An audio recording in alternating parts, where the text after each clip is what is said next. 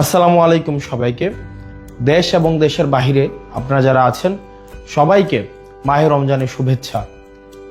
রমজান আমাদের মাঝে প্রত্যেক বছর আসে আত্মশুদ্ধির উপলক্ষ নিয়ে।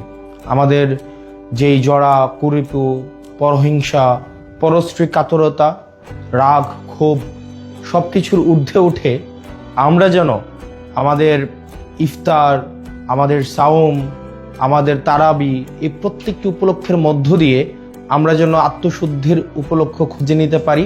আল্লাহ আমাদের সেই তৌফিক দান করুক এবং সবাই যেন আমরা এই পরিশুদ্ধির মধ্য দিয়ে আমরা যেতে পারি এবং আমরা তাকওয়া অর্জন করতে পারি। এই রমজানে প্রত্যেক বছর দেখা যায় কিছু অসাধু ব্যবসায়ী সিন্ডিকেট প্রতি বছর এই রমজানের উপলক্ষে তারা দ্রব্যমূল্যকে পুঁজি করে, দ্রব্যমূল্যকে এক রকমের সিন্ডিকেট করে আমাদের সাধ্যের বাহিরে নিয়ে যায়।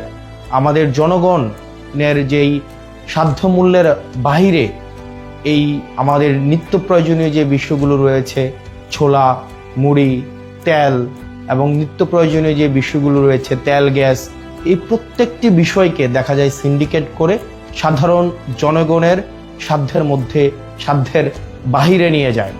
আমরা সরকারের কাছে আহ্বান থাকবে যেন এই সিন্ডিকেট, মাফিয়া, লুটেরা এবং চাঁদাবাজদের বিরুদ্ধে বিগত সময়ের মতো অন্তর্বর্তীকালীন সরকার গত বছর রোজায় যে ধরনের কঠোর ব্যবস্থা নিয়েছে এবং এই নিত্য প্রয়োজনীয় বিষয়গুলো যেভাবে মানুষের সাধ্যের মধ্যে ছিল, এই বছর যেন সাধ্যের মধ্যে থাকে সে বিষয়ে যথাযথ ব্যবস্থা নেবে।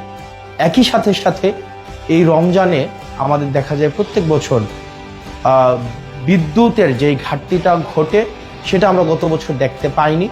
আমরা প্রত্যাশা থাকবে প্রত্যেকটা মুসলিম যেন এই রমজানে তার ইবাদত ভালোভাবে করতে পারে, নির্বিঘ্নে করতে পারে।